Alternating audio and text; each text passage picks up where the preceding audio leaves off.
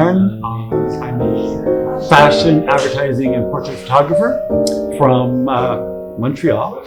I'm here and at the Sriiz Gallery and presenting my work that I've a new collaboration that I've started with the gallery and also with Didier l'artiste, who's a painter. Paintings that you'll see featured here. I've been shooting for the better part of 24 years now. I've traveled the world, shot a lot of stuff, and still as passionate as when I started out. So, what else can I tell you? I mean, there's so much. I feel that, I mean, I've started in fashion photography and in portraiture, but I've touched a lot of different things in my pursuits in photography. I'm coming back to my sources with fine art, and I feel that it's something that I'm excited to start to renew that relationship with the fine art aspect of my work, and to also feature it here in the gallery. And how did the collab came about in general? Well, this collab with Sriiz came about because of Didier. Didier is a painter. You'll see his paintings back here. He contacted me last year, maybe like 6 months ago, and he wanted to collaborate with me in the sense where he would be inspired from my photography to create a new series of paintings that explored the feminine beauty and texture and skin, and it's not something I usually do, that kind of collaboration, but I was so enamored by his paintings that I was like, hey, let's try it out. So he did the first painting, which was a portrait of Maria Borges that I shot, and he wanted to show it to me. Like, I'll send you a picture. I'm like, no, I want to see it live, you know. And so he invited me here to Sriiz and said, hey, let me show you the painting. And he did this big dévoilement, and that's where I met Alain. And then we hit it off right away, and we're like, you know what, we have to find a way to do something together. And so that's how it started, and it evolved from there. And how did the journey start as a photographer, and how can someone come from, I think you were raised in Trois-Rivières, and then you took it worldwide? What was the key element in that, you believe? I mean, the key element, I think, is, like in anything, is to believe. Just don't take no for an answer, and just keep going. I mean, success is measured by the quantity of failures and mistakes that you make, and you build on that. There's no success story without those huge learning curves that you'll get from certain failures and certain deceptions that you might. Anyway, so I started out.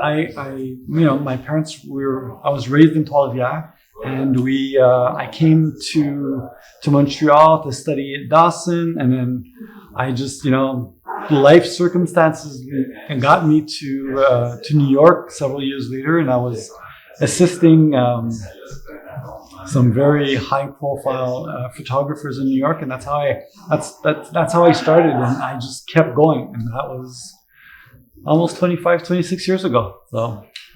So you just keep going. I mean, I always say, I never take no for an answer. You say no, I'll come back, and I'll keep coming back until I get a yes. So yeah. That's amazing. And as a photographer, like personally, how can you? Because me personally, I see it as almost like a visit to the therapist sometimes, especially when you're one-on-one with a subject. Yeah.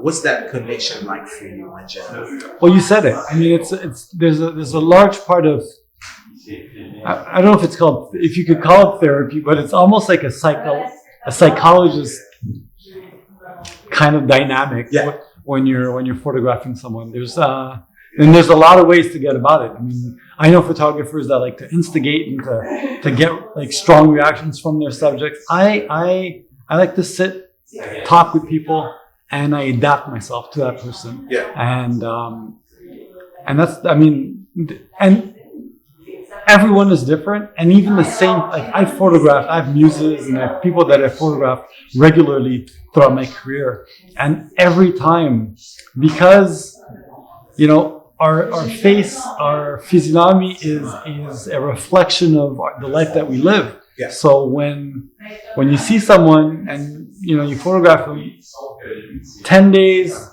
2 months, 3 years down the road, it's not the same person. Sure. And to get that and to be able to capture that is it's therapeutic for me and certainly for them also. It's an exchange. So I love that dynamic. It's something that I truly live for. Did you learn by yourself? Did you go to school? And what's your take on the new wave of creators today that just happens to just go buy a camera and just start their journey? I am essentially self-taught. Mm-hmm. When I came back from my service, I went to Dawson. I maybe lasted a month at best at Dawson Photography School, and it wasn't like I was at a different point in my life. I couldn't assimilate information the same way. To sit at a desk and to be taught that way was not something that I felt that I could do. So that's when I went to New York and I assisted, and I'm very hands-on, and I learned through seeing people do it, and I'm a sponge. I just soak up a lot of information just naturally, and experimentation. There's no better way. The more you shoot, the better you get at it. The more you do anything, the better you get at it. I don't remember who said, but to master anything is 10,000 hours. And then, if you do the math, 10,000 hours is a long time. So it's a lot of time. So I just keep doing it. There were very fewer photographers when I started out. There's still photographers, but today, we all have, these nifty, phones with pretty performing, the great cameras. And I encourage people, shoot, everybody, why not? We can all document what we see. Are we all good at it? No, but does everybody need to be? Not necessarily. I feel the biggest thing that people is today, especially young creators, is that they're too much in a hurry for the big spark, the semblance of success. And success is, like I said before, is I feel that what I feel is one of my biggest traits is the visual identity that I've created for myself. And that's something that takes time, takes experimentation. You'll do stuff and you're like, oh yes, I identify with that, and you evolve, and then you'll do other things and you're like, oh, you know what, I didn't like that much. And it's, to this day, I evolve in my own photography. So take the time, because too many creators nowadays, the work all looks the same. Yeah. You could put 20, 30 different creators on the table, and you could essentially think it's the same person who shot all that. And I feel that for longevity, for a continued creative passion, you have to find your voice. Why does Michael Jackson sound like Michael Jackson and nobody else sounds like Michael Jackson? It's his voice. That's a literal expression, but it's finding your voice and expressing that, be it through the camera, be it through painting, be it through acting. If everything is the same, then it just becomes monochromatic, and there's no distinction. And I feel that to stand out and to have that drive, continued drive, and that longevity is your voice has to come through. And we all have a voice. Yeah. Everybody. And no matter what you do, like from the plumber to a photographer to an accountant. I know accountants that are artists in what they do. True. Because they have a passion for it. But let your passion come through. And to do that is your voice has to come from it within. And that's what's going to single you. People come to me for my vision. They don't come to me to do generic work. True. So I think that if there's one message I could send out to all creators out there is take your time, experiment, do your 10,000 hours, and let your voice come through. I think that's the most important thing. That's the way to go. A lot of your process is to not overproduce your shots. You're not the one to bring in a big crew, big lights, and all that good stuff. Yeah. Do you feel like it's something that's killing the art these days, or how would you define your art compared to what we're seeing today? No, I mean, all roads lead to Rome. Fair. I mean, you do what you have to do. I mean, that's like I started out very humble. There's even periods in my life I didn't even have a camera. I couldn't afford one, and every time I had to shoot, I'd call some friends and say, "Hey, can I borrow your camera? And, I'll help you out if you need some help on the work." That's part of the game. So it's part of the game. So I mean, I started out, and I think that for me anyway, my one of my masters once told me is like, if you can master, God's light, available, like natural light, and if you can master one light, then you've mastered all light. And I think that I've always kept to that. I keep it simple, stupid. It's like that's what works for me. I mean, others do other things, and that works for them. I mean, for me, I like to explore the beauty and the exquisiteness of simplicity, and that's what gets me off on my photography. But then others like to bring in tons of lights and do all kinds of stuff, and that's great, cool. Teach his own. Teach his own. And speaking of your art in general, like your pictures are really, for me personally, when I look at them, it's like I can see like a moment happening. I don't know sometimes what's happening. I don't know who's behind the picture. I don't even know the person that is shot sometimes. So I'm wondering, in your eyes as a photographer, what's the messaging? What are you trying to capture in general? What's your aim as an artist? For me, look, I mean, I have three passions in life. It's architecture, film, and photography. I can see that now. And thank you. And I'm a storyteller. Mm-hmm. I remember when I was starting out, a lot of my friends were in film school. This was like back early 90s. Yeah. So this is pre-internet, pre-digital. Yeah. And, we'd sit around in coffee houses and smoke. I mean, back then you could smoke and drink coffee. Anyway.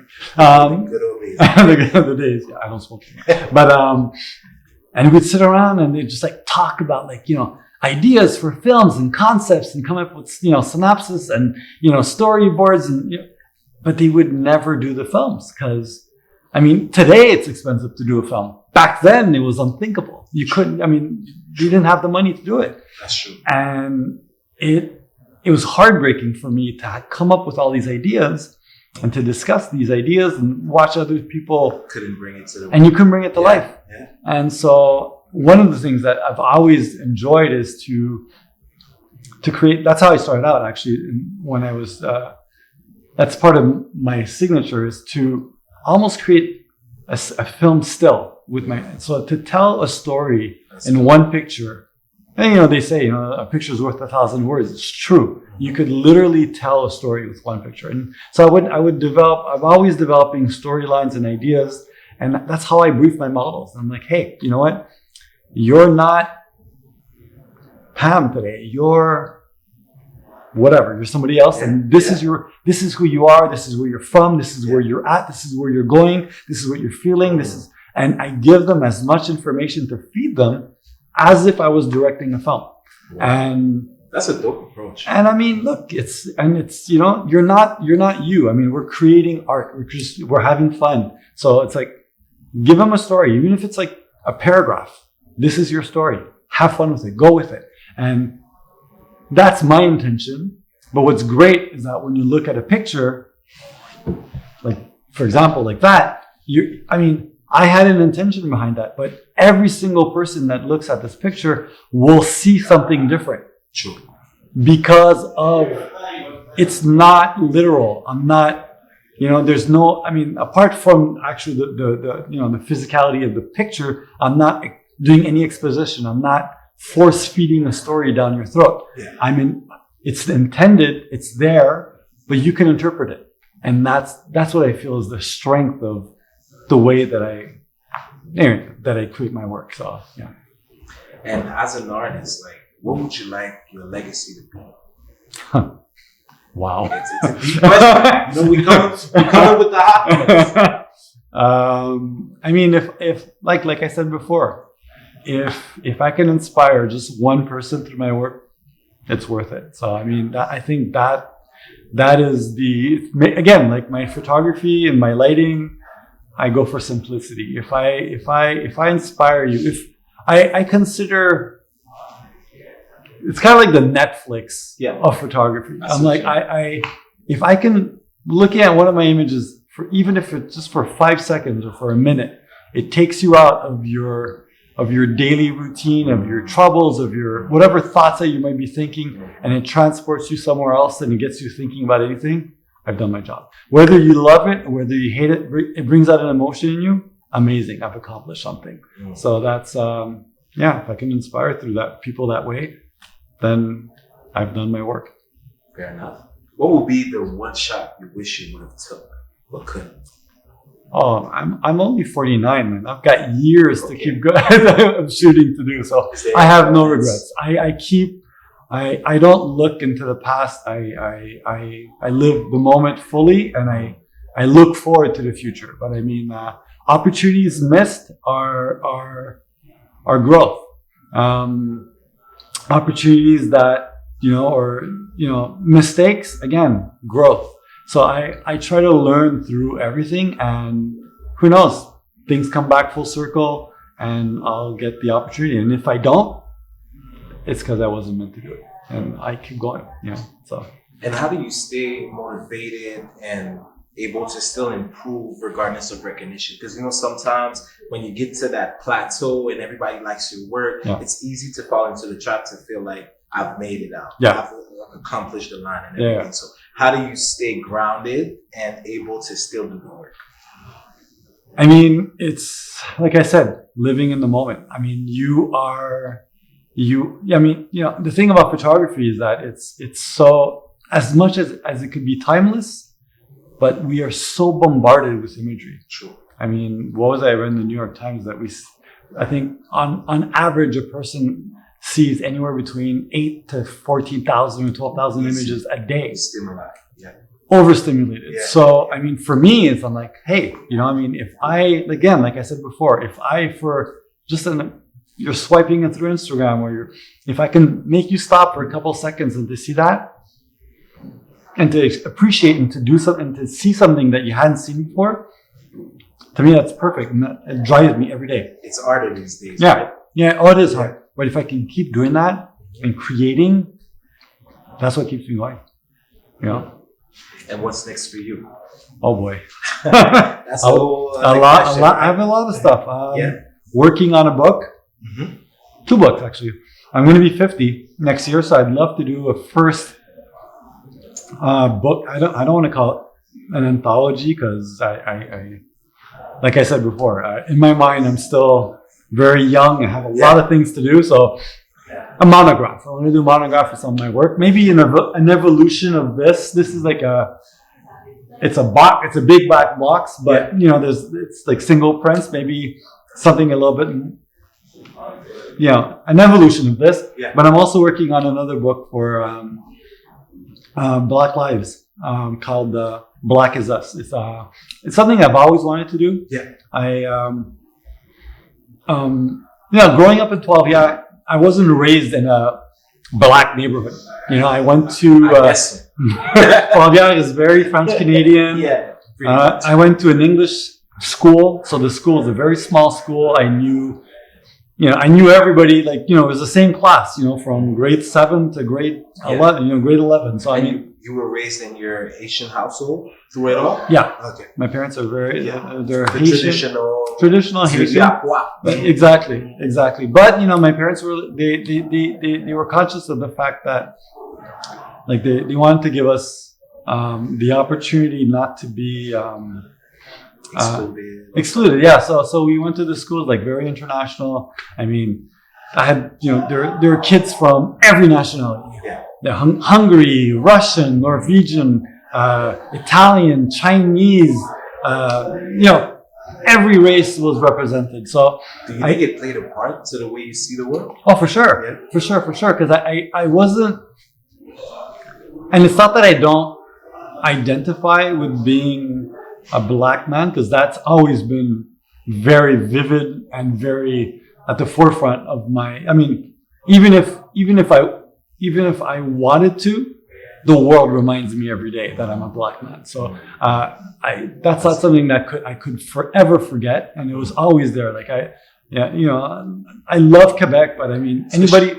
Especially at the times like this. Oh yeah, for sure. And I mean, even today, like, I mean, I don't, people will say that there's no such thing as systemic racism or living in a bubble or they're not black. They couldn't, I mean, but I mean, that said, I had a great childhood, and I love the fact that I was raised with all these different cultures and all these different people. And to answer your question, that was one of those things that got me to like, you go to a friend's house and they're Hungarian, and they're talking to you about all this food, and you're like, I want to go there one day. And you're Egyptian. Oh my God, that's so cool. I'd love to go to Egypt. And you gotta keep an open mind. So you keep an open mind, and you're bombarded with all these different traditions and tastes and flavors, and that gave me the urge to go and discover the world. So I was like, as soon as I could leave Trois-Rivières, I was like. Love ya, but I'm out of here. Never came back? No, I mean, my parents are still there, so I go back. Okay. Yeah. Okay. Yeah. And it's funny that you touch on your implications with the movement, BLM, and all that good stuff, because it's a big thing for me too. Right. Because to give you an example, you remember when it was first some protests in Montreal? Right. I went out there, shot like the whole crowd, right. And took my time with it, because me personally, I felt like, you know what? The coverage they're going to get on the media is not going to be what really went down. Right. So as a media entity, right. the best for me would be to beat them to the punch and put it out before. And this is exactly how I went about it. Okay, cool. Put it out like, let's say it ended around 8 p.m. Right. There was some stuff happening after that had no business with the movement right. at all. Put it out around like 1 in the morning. Yeah. And then like my whole statement was, this is what they're not going to show. Right. So to me, it's like, I've never seen it that way before that specific moment. Right. But do you feel like as artists, especially Black artists, we have this duty to use like our techniques or our form of communication to kind of like put perspective to what's happening around us? In a way. I mean, I think so. I think it's. But there's, like I said, there's a lot of different ways to go about that. For sure. I like to either, like I said, storytell. Yeah. Or, I mean, when I can, or when I'm doing portraiture, the face tells so much of a story. That's true. And like this painting of Maria that's based on one of my pictures, and that was the first picture that I shot for my book and for Black Lives. It's called Black is Us. And what I wanted to, when everything happened last year with George Floyd, I was very, very emotional. I was very myself personally hurt by what I saw, and I felt that it was important. My work is primarily to showcase beauty, to showcase positivity in the world through beauty, through fashion, through whatever, portraiture. So my take with this book is basically in shooting these portraits is to also ask each person that I'll be photographing, what is it being Black represent for you today, and what is the positive of that? Because it's easy to fall into the negativity. It's easy to talk about the bigotry and the racism and the segregation and all that stuff, and I'm like, sure, it's part of it, it's part of the story, we've heard that, but I want to showcase the beauty of a Black person and it's all its diversity, and also for each what's inspiring about being Black, what's beautiful about being Black, what is what's the flip side of what everybody's talking about, the negativity on TV and on the radio and on the news. And I want again, through my work, it's positivity and beauty. So that's the aspect that I want to talk about now, that I want to hear, and that I want to put together and to give out to people. So thank you. Thanks, man.